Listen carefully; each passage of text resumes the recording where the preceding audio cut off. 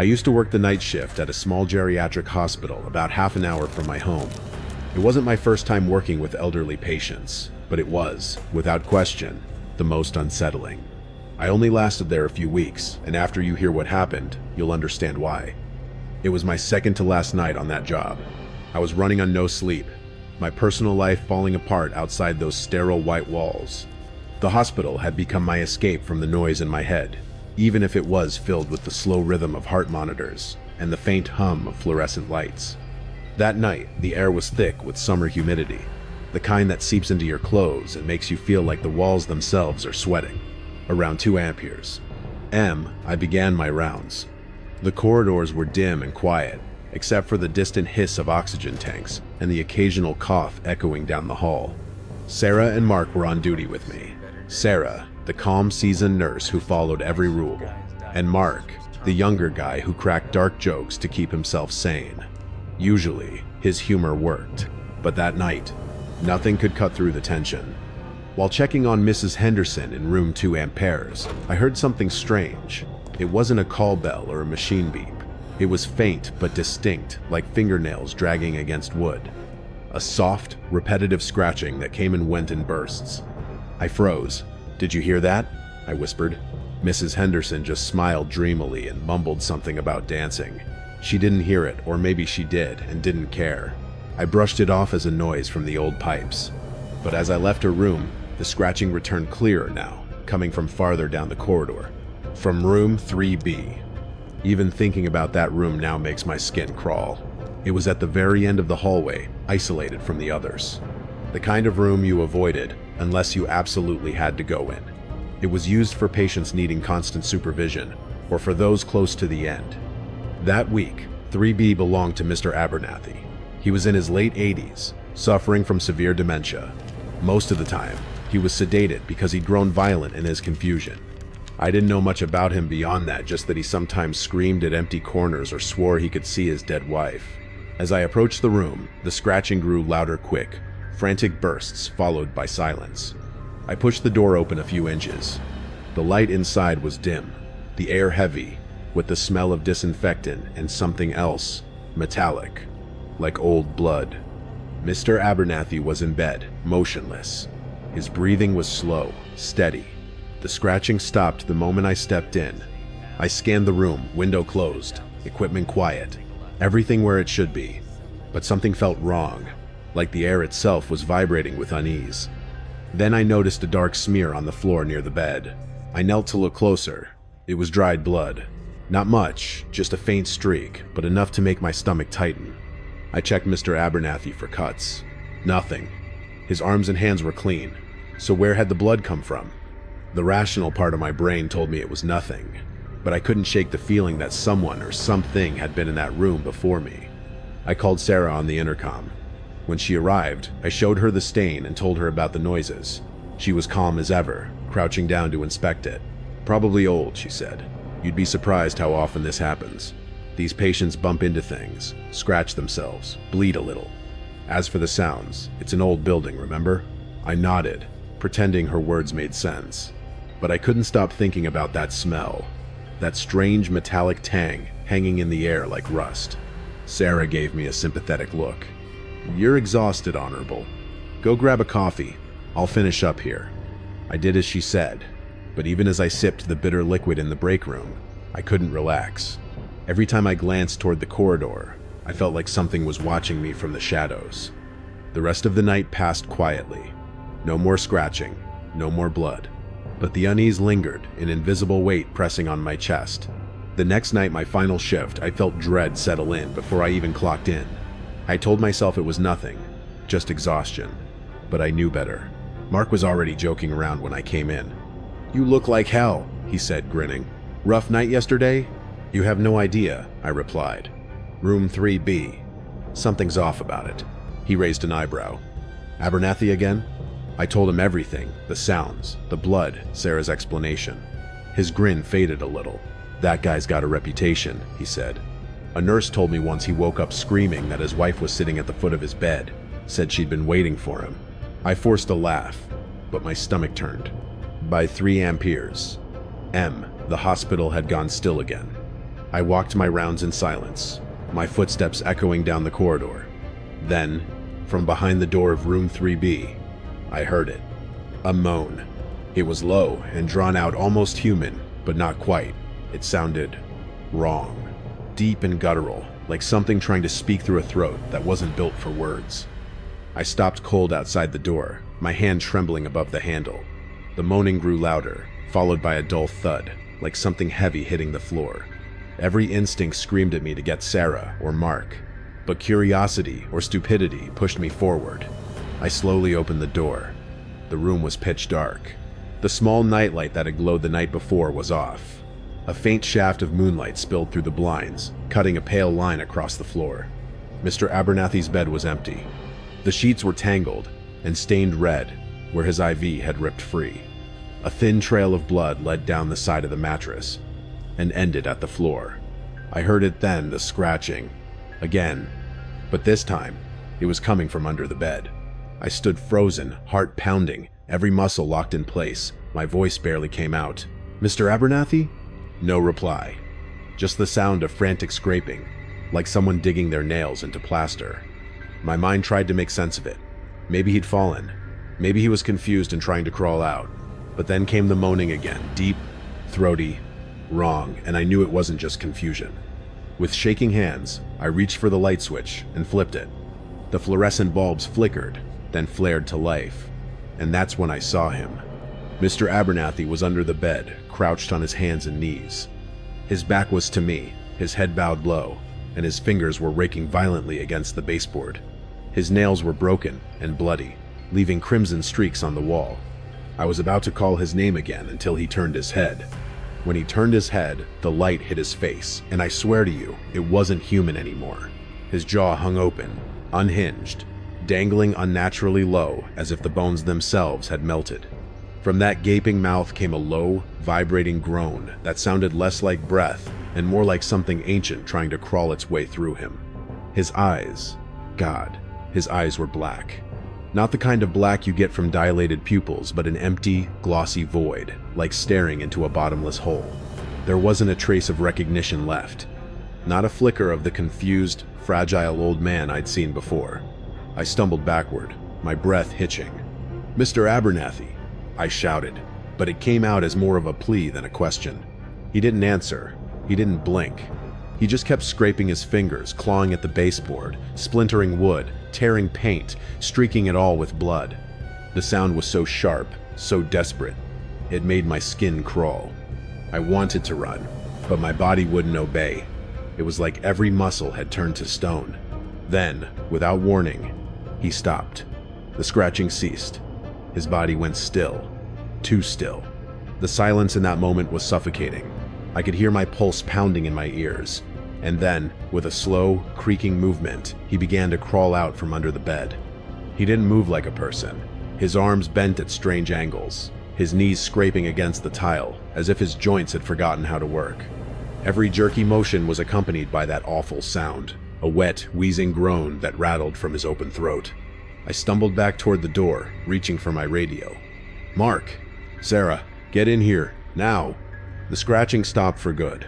Mr. Abernathy froze mid-motion, half in the shadow beneath the bed, half bathed in the harsh fluorescent light. Then he spoke. Or rather, something through him spoke. "She wants out." The words came in a dry whisper, like air escaping a corpse. The sound was all wrong, echoing in a way that made no sense in that small room. That was all it took for me to break. I bolted into the hallway, gasping, nearly tripping over my own feet as my body finally caught up to my fear. My scream brought both Mark and Sarah running. They grabbed me, their faces shifting from confusion to alarm as they saw the look in my eyes. "What happened?" Sarah demanded. I could barely form words. He's not..." I pointed toward room 3B, shaking violently. "It's not him! He's under the bed!" They exchanged a quick, frightened glance and rushed past me into the room. The next sounds I heard were a gasp from Sarah and a sharp curse from Mark. I couldn't make myself look. I just stood there, pressed against the wall, sobbing quietly as every nerve in my body screamed to get out of that building. A few moments later, Sarah's voice crackled over the intercom. She was calling for security and the on-call doctor. Immediate assistance in 3B patient is violent, possible, psychotic break, severe self-harm. But I knew. Deep down, I knew it wasn't a psychotic break. By the time I forced myself to peek back inside, the room was chaos. Mark and 2 orderlies were trying to restrain Mr. 1, Abernathy, who was thrashing and hissing, his body convulsing in spasms of unnatural strength. His hands were slick with blood, the wall behind the bed stripped to the drywall. There were dark gouges along the baseboards, long, deep, as if something inside them had been trying to claw its way out. Sarah was shouting orders, her voice trembling just enough for me to hear her fear. "Sedate him, now!" The needle went in. Slowly, his movements weakened, his head rolling back as the fight drained from his body. The moaning stopped. His mouth closed almost. But that jaw never sat quite right again. When it was over, the room reeked of antiseptic, blood, and something else, that same metallic, earthy stench I'd smelled the night before. It lingered long after they wheeled him out. I remember Sarah pulling me aside, her face pale. "Go home," she said quietly. "You've seen enough tonight." I didn't argue. I just nodded, grabbed my bag, and left. That was my last night in that hospital. I didn't even go in for my final shift. I called the next morning and quit over the phone. I didn't tell them why. How could I? No one would have believed me anyway. A few days later, Sarah called. Her voice was tight, like she was holding something back. "They transferred Mr. Abernathy," she said. "Psychiatric facility. He's sedated, stable, but he caused a lot of damage before we got him under control." "Damage?" I asked, my heart sinking. "Yeah." He tore through the plaster with his bare hands. She paused. "We found something behind the wall. A photograph. That got my attention." "A photograph? Old," she said. "Like really old. Looked like it'd been hidden there for decades. It was of a young woman, hard to tell who she was. The picture was faded. But here's the weird part. She was standing right where his bed was." I didn't say anything. My throat was dry, my heart pounding again.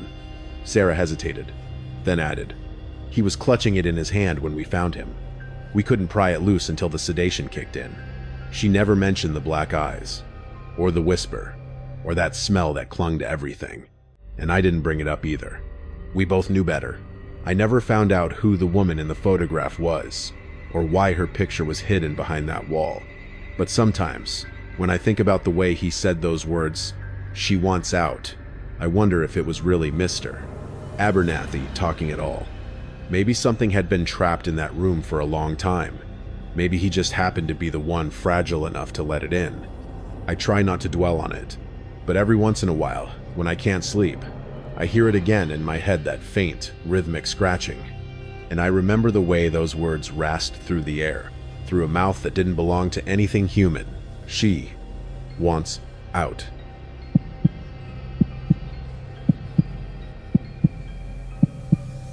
I started working at St. Jude's General Hospital a few months after my unsettling experience at the geriatric facility. The change of environment was a much-needed mental reset, or so I hoped. St. Jude's was a much larger, more modern hospital in the heart of the city, with gleaming floors and state-of-the-art equipment. It felt, at first, like a world away from the creaking, older building that still occasionally invaded my nightmares. I told myself I was moving forward, that the incident with Mr. Abernathy was a one-off, a terrifying confluence of sleep deprivation and an old man's dementia. I buried the memories deep, focusing instead on the demanding pace of a busy city hospital. My new assignment was on the neurology ward, specifically for patients recovering from strokes, head traumas, and various neurological disorders. It was challenging work, requiring constant vigilance and a sharp mind, which I appreciated. It kept me busy, too busy to dwell on the lingering shadows of my past. The day shifts were a whirlwind of activity, but the night shifts, particularly on the quieter end of the ward, could still get eerily calm. This particular section, Wing C, was mostly private rooms, designed for patients needing more focused observation and less disturbance. My colleagues here were a different breed. There was David, a grizzled, cynical veteran nurse who had seen everything from bizarre medical anomalies to the occasional paranormal claim. He had a dry wit and a steady hand, but a deep-seated weariness in his eyes. Then there was Chloe, a bright-eyed, enthusiastic young nurse, fresh out of nursing school, full of textbook knowledge and boundless optimism. She was always quick with a smile and eager to learn, but also easily spooked, her wide eyes often betraying a nervous energy. We made an odd trio, navigating the delicate balance of life and death, hope and despair, that defined our ward. The first few weeks were uneventful, a comfortable rhythm of checks, medications, and patient care. I felt myself slowly unwinding, the tension that had been a constant companion since the geriatric hospital beginning to ease. I even started sleeping better, the nights free of scratching sounds or unhinged jaws. Then came the whispers. It started subtly, so subtly that I initially dismissed it as background noise, the creaking of pipes, or perhaps the indistinct murmur of the cleaning crew. I was doing my rounds on a particularly quiet Tuesday night, around 1 a.m. Most of the patients were asleep, their breathing machines providing a soft, rhythmic hiss. As I passed room 11, a room occupied by an elderly woman named Mrs. Davies, who was comatose after a severe stroke, I heard it. A faint, almost imperceptible murmuring, like a hushed conversation just beyond the door. I paused, listening. Nothing. Just the hum of the hospital. I shook my head. Tired. I continued down the hall, checking on other patients. A few minutes later, as I was documenting some charts at the nurse's station, a thought struck me. Mrs. Davies' room. There should be no one else in there. She was a private patient, and her family had left hours ago. I distinctly remembered hearing two voices, a low male voice and a softer, higher-pitched female voice, both whispering. It wasn't loud enough to make out words, just the cadence of a conversation. My heart gave a little flutter. I pushed the thought away. Still tired, still jumpy. The next night, the whispers returned. This time, I was deliberately listening. I was walking past room 14, where a middle-aged man named Mr. Peterson was recovering from a serious head injury. He was mostly nonverbal, capable only of grunts and groans, and sometimes a few slurred words. Yet, as I passed his door, the same hushed murmuring, the same two distinct voices, drifted out. It was too clear to be a trick of the acoustics, too distinct to be my imagination. I stopped dead in my tracks. I pressed my ear lightly against the door. The whispers seemed to swirl around the edges of the wood, indistinct, yet undeniably present. I could almost feel the vibrations of the voices through the door. Then, just as suddenly as they'd begun, they stopped. An immediate, unnerving silence descended, making the previous whispers feel even more profound. I took a deep breath, trying to steady my racing pulse. This was different from Mr. Abernathy. There was no visible gore, no overt violence, just voices. Whispers that seemed to come from nowhere, from patients who couldn't speak, or shouldn't be speaking to anyone. I walked to the nurse's station, my mind buzzing. David was sipping coffee, engrossed in a crossword puzzle. Chloe was meticulously organizing a medication cart. "David," I said, trying to keep my voice casual, "have you ever heard anything unusual on this ward at night? Like whispers?" He lowered his newspaper, his eyes narrowed. "Unusual? Like what, ghosts?" He let out a dry chuckle. "This is a hospital, kid. There's always something unusual. Most of it's just the sound of suffering, or machines breaking down. No, I mean actual voices," I clarified. Like people whispering. From patient rooms that should be empty, or from patients who can't talk.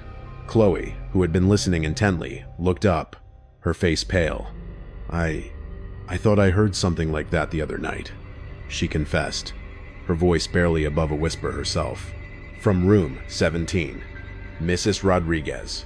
"She's totally unresponsive, but I swore I heard someone talking to her, really softly." David raised an eyebrow, a flicker of something unreadable in his gaze. "Room 17, huh? Mrs. Rodriguez. I've been here 20 years, and I've never heard a peep from that one. Probably just the ventilation system, Chloe. Or maybe you're both just a little too tired." He dismissed it with a wave of his hand, returning to his crossword, but I noticed he didn't quite meet my eyes. Chloe and I exchanged a glance. It wasn't the ventilation system. We both knew it. There was a shared apprehension between us, a quiet understanding that we were experiencing something similar, something inexplicable. Over the next few nights, the whispers became more frequent, and subtly, more disturbing. They would often follow me as I walked down the corridor. As I passed a room, I'd hear them start, then stop, as I moved on to the next. It was as if they were tracking me, moving from room to room. I tried to focus on the individual patients, on their medical needs, but the whispers were a constant, unnerving undercurrent to my work. One night, I was administering medication to Mr. Chen in room 12. He was an older gentleman, recovering from a severe stroke that had left him partially paralyzed and unable to speak clearly. As I was adjusting his IV, I distinctly heard the whispers coming from his room, right beside his bed. They were clearer now, just beyond the range of actual words. But the tone, it was almost seductive, a soft, coaxing sound, interwoven with something else, a thin, almost insect-like buzzing. I froze, my hand still on Mr. Chen's arm. He was looking straight ahead, his eyes unfocused, but his breathing seemed to grow shallow, almost ragged. He started to fidget, a restless tremor in his hand. "Mr. Chen?" I asked softly, my voice tight with fear. He didn't respond, but the whispers seemed to intensify, wrapping around us like an invisible shroud. It felt like they were trying to communicate with him, to reach him in his vulnerable state. I felt a sudden, irrational urge to yank his IV out and run, to get him out of that room. It was like they were feeding on his weakness, his inability to fight back. I quickly finished my task, my hands trembling. As I hurried out of the room, I heard a faint, guttural cough from Mr. Plaz. Chen, a sound that seemed to hold a desperate, trapped quality. I couldn't shake the feeling that I had interrupted something, that the whispers were not just random noise, but a deliberate, insidious presence. The next morning, Mr. Chen's condition had deteriorated significantly. He was running a fever, and his breathing was even more labored. The doctor on call attributed it to a sudden infection, a common complication in stroke patients. But I knew it was more than that. The whispers, whatever they were, had affected him. I went to David that morning, my face pale. "You have to believe me," I said, my voice urgent. "The whispers are real. They're affecting the patients. Mr. Chen, I think it has something to do with it." David looked at me, his usual cynicism replaced by a grim expression. He sighed, a heavy, resigned sound. "Look, I'm not going to tell you you're crazy, because I've seen enough to know that sometimes things happen that defy explanation in a hospital. But you got to be careful talking like this. People will think you're losing it." He leaned closer, his voice dropping. "But there's something about this ward. It's always been a little off. More patient deaths here than usual, historically. More inexplicable complications." He rubbed his temples. "I thought it was just the type of patients we get. But sometimes you hear things, see things that don't make sense." My eyes widened.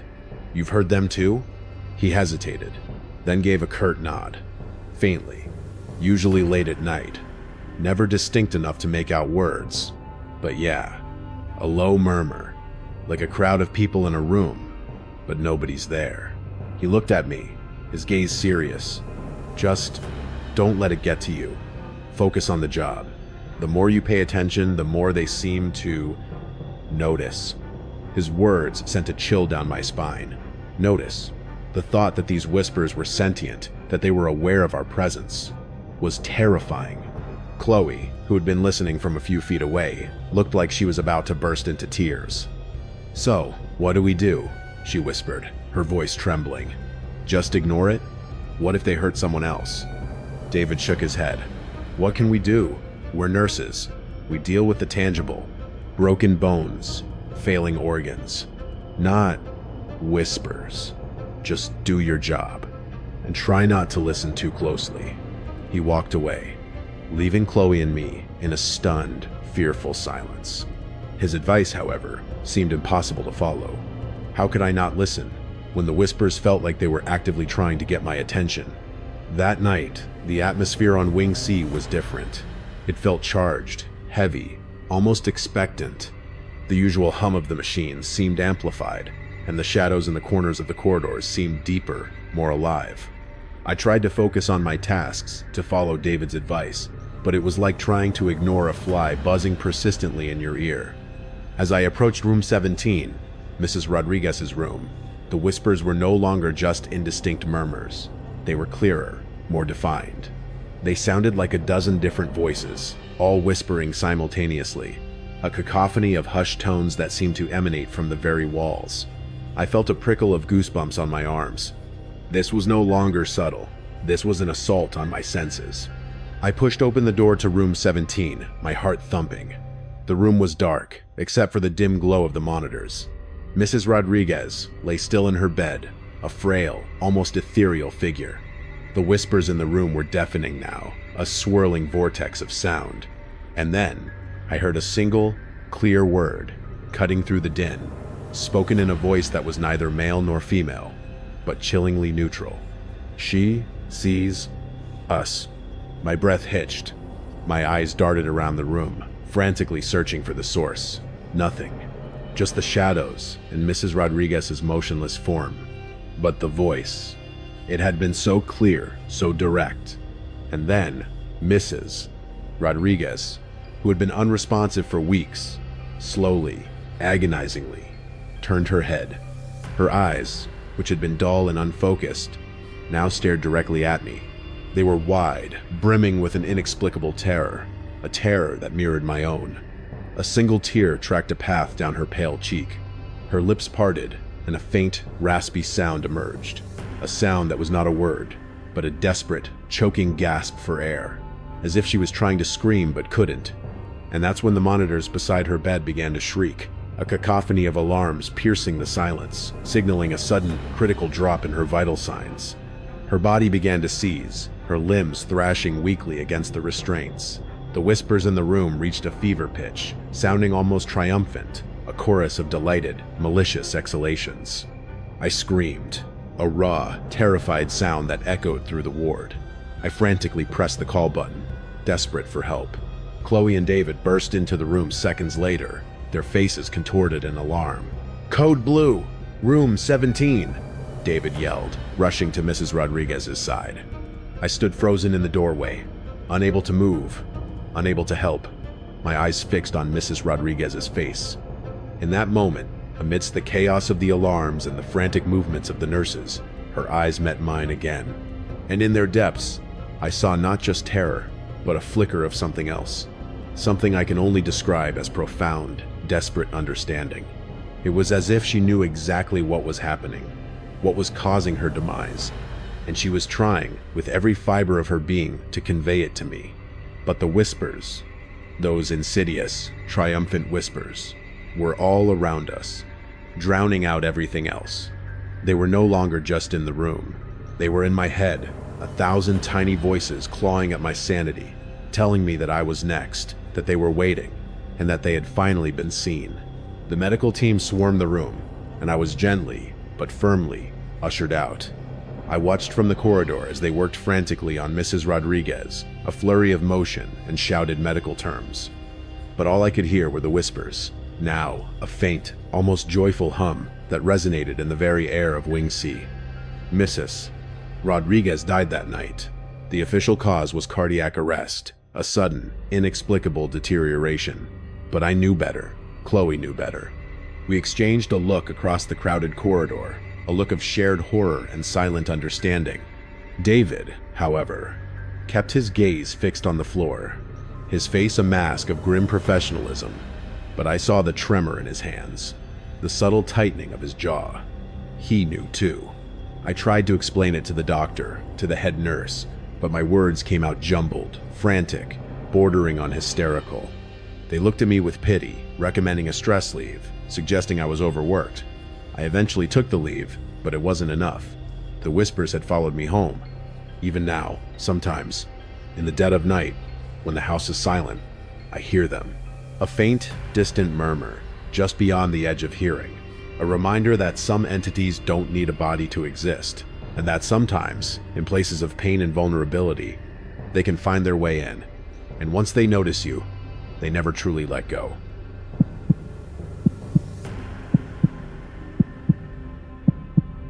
After what happened at Street Jude's, I swore I'd never set foot in another hospital again. But money has a way of making you forget your promises. A few months after that nightmare, I took a job at a small private rehabilitation center in the suburbs. It wasn't technically a hospital, more like a long-term recovery place for surgery and trauma patients. Bright walls, soft lighting, calming music playing on repeat. It looked clean, safe, normal, exactly what I needed after everything that had happened before. For the first few weeks, things were fine, peaceful even. My patients were sweet old folks relearning how to walk or recovering from hip replacements. The days passed in a blur of physiotherapy sessions, soft laughter, and the sound of treadmills humming in the therapy wing. For the first time in a long time, I actually slept at night. The staff were good people too. Liam, the head physical therapist, was a big guy with a kind smile, the kind of man who made you feel like nothing bad could happen on his watch. Maria was another nurse, warm, calm, the type of person patients instantly trusted. And then there was Mr. Henderson, the night manager. He was quiet, professional, and always there. You never saw him arrive or leave. He was just there, like part of the building itself. For a while, it felt like maybe I'd finally left the darkness behind me, until Mrs. Albright arrived. She was in her 80s, tiny and frail, recovering from a broken hip, but her mind, that was sharp as a razor. She loved to talk mostly about her youth, or about the people she used to know. But one afternoon, as I was helping her with lunch, her voice changed. "They're still up there, you know," she whispered suddenly, her fork frozen halfway to her mouth. I looked up. "Who's still up there, Mrs. Albright?" "The others," she said softly. "The ones on the 5th floor. Always moving. Always restless." I frowned, confused. "The 5th floor? Mrs. Albright, this building only has 3 floors." She just stared at me, that blank, glassy look the elderly sometimes get, but behind it, I saw something else. Fear. "Oh, but it does, dear," she said. "It always has. That's where they kept the difficult ones, the ones who couldn't be helped. They didn't want to leave, you see." Her lips trembled. "They're still there. I can feel them. And..." I smiled gently, told her she must be remembering a different hospital. But when I walked out of her room, her words stayed with me. The 5th floor. Later that day, I mentioned it to Maria while we were sorting patient files. Mrs. Albright said something weird about a 5th floor in this building. She swears it exists. Maria froze. Just for a second. Then she looked up at me, her usual smile gone. "She's not completely wrong," she said quietly. He blinked. "What do you mean?" Maria lowered her voice. "Before it became a rehab center, this place was a general hospital. And yeah, it had a 5th floor. A psychiatric wing. They sealed it off decades ago. Said it wasn't structurally safe. No access, no stairs, no elevators. Just sealed." She gave a small, nervous laugh. "We call it the forgotten floor. Creepy, right?" A chill went through me. "So it's still up there?" "Yeah," she said. "Just hidden." Then she added softly, "Some of the older patients still talk about it sometimes." I didn't know what to say. I wanted to believe it was just an old rumor, but something about the way Maria's voice wavered told me she didn't entirely believe her own words either. Over the next few weeks, the thought of that forgotten floor started to eat at me. Every time I looked at the ceiling, I'd imagine what was sealed up there, the patients who'd lived, and maybe died, in those rooms. The ones who didn't want to leave. I even asked Liam once if it was true. He laughed it off. "Old wives' tales," he said, like the ghost nun people claim to see in the laundry room. But his eyes flickered away when he said it. Then came my first night shift. The rehab center was eerily silent after dark. Only 2 nurses on duty, me and a new guy named Alex, a timid kid fresh out of school. Mr. Henderson was somewhere in his office, and a lone security guard made rounds downstairs. Around 2 amperes. I was walking down the 3rd floor hall, doing routine checks. The lights hummed faintly overhead, casting long shadows on the walls. As I passed Mrs. Albright's room, I froze. There was a sound, a faint, rhythmic shuffling directly above me. I looked up at the ceiling. The noise came again slow, dragging, like someone pulling their feet across the floor. Except there was no floor above us. "Alex," I whispered. He caught up to me, rubbing his eyes. "What's wrong? Do you hear that?" He listened, frowning, then shook his head. "I don't hear anything. Probably the vents, or the pipes." I wanted to believe him. I needed to believe him. But deep down, I knew the difference. Pipes rattle, vents hum. This was neither. It sounded like footsteps. Later, while I was writing up notes at the nurse's station, The sound returned, not footsteps this time, but humming. A soft, sorrowful melody, like a lullaby sung by someone who'd forgotten the words. Alex looked up from the computer, his face pale. "Do you hear that?" My stomach dropped. "Yeah," I whispered. "It sounds like singing." We sat frozen for a moment, listening to the haunting tone vibrating through the air ducts. Then, without a word, we both stood and went to find Mr. Henderson. He was in his office, watching the security monitors, all showing empty hallways. When I told him about the noises, he didn't look surprised, just tired. "The 5th floor," he said quietly. It wasn't a question. It was a statement. I stared at him. "So it's real? You know about it?" He nodded slowly. "I was here when they sealed it, 30 years ago. I saw the last patients leave."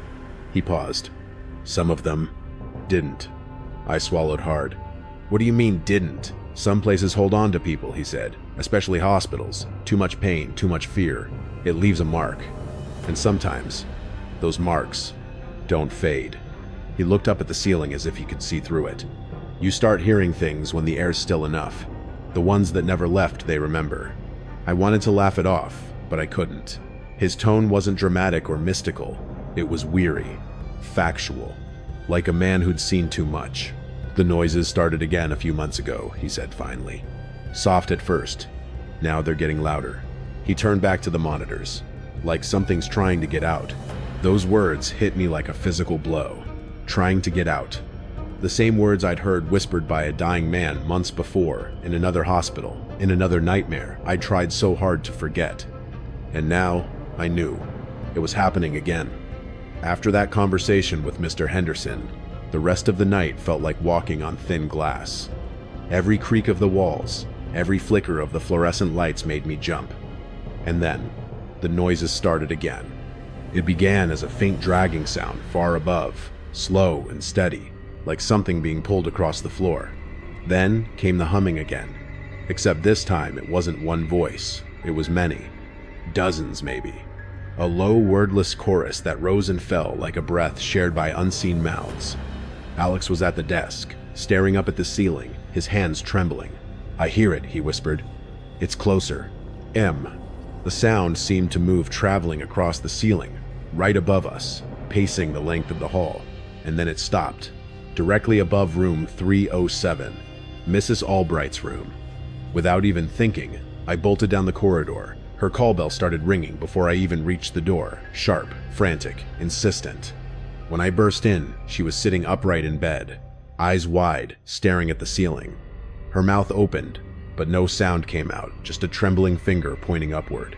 "They're moving," she croaked, voice thin and strained. "They're coming down." Alex stumbled in behind me, pale as chalk. We both looked up just as a low crack echoed through the ceiling. A jagged fissure snaked across the plaster, spreading wider with each passing second. "Go get Mr. Henderson," I shouted, but Alex didn't move. He was frozen, staring as dust began to rain down on us. Not just dust, but something darker. Gray, flaky, dry. I reached out a hand, and when one of the flakes landed on my palm, my blood turned cold. It wasn't dust. It was skin. Brittle, paper-thin, discolored skin. Mrs. Albright screamed then, a raw, piercing sound that seemed to shake the entire room. "They're breaking through!" Another crack split across the ceiling, followed by a deep, groaning sound that reverberated through the floorboards. The air grew thick with the smell of dust, mold, and something else, something foul and sweet, like old blood trapped in walls too long. Mr. Henderson burst into the room seconds later, his walkie-talkie clutched in his shaking hand.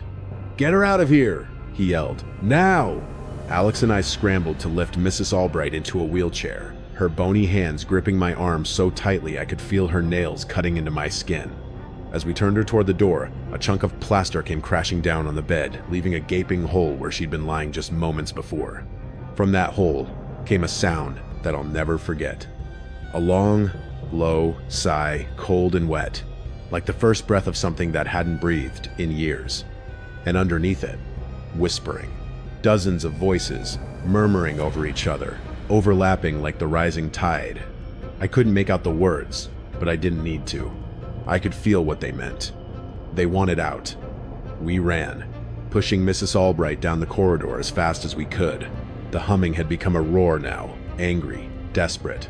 Doors rattled on their hinges, light fixtures flickered, and from above, faint thuds echoed, one after another, like footsteps chasing us down the hall. When we reached the elevator, Mr. Henderson was already there, slamming the down button repeatedly. "We're evacuating the 3rd floor," he barked into his radio. "Move everyone to ground level now." The elevator doors opened, and we shoved Mrs. Albright inside. As they closed, I caught one last look at the hallway behind us, the flickering lights, the falling dust, the faint outline of movement through the cracks in the ceiling. Something was stirring up there. By dawn, the entire 3rd floor was cleared. Maintenance crews were brought in, claiming the noises were from structural decay, that the ceiling collapse had been due to age and moisture damage. But that explanation didn't account for the singing, or the whispers, or the handprints, pale, skeletal impressions found in the dust coating the floor, pressed upward from below. Mrs. Albright refused to return to her room. She kept repeating the same thing to anyone who'd listen. They were reaching down. I saw them. They were reaching for me. Most of the staff dismissed it as shock, but Alex and I knew better. Even Mr. Henderson did. You could see it in his eyes, that haunted, hollow look of a man who had already seen this before. 2 days later, he quit. Didn't even come in to collect his things. They found a note on his desk.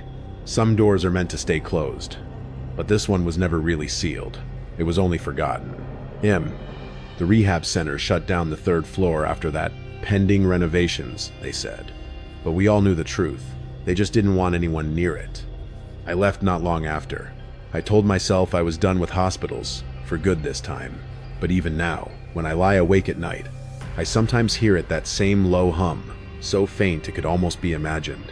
And sometimes, it's followed by the sound of something heavy dragging slowly across the floorboards above my head. If you ever walk into a hospital or rehab center and notice the elevator skips a floor, maybe going from 3 to 5, don't ask questions. Don't look up. And whatever you do, don't listen for the singing. Because sometimes, the floors they seal off aren't empty at all. They're just waiting to be remembered.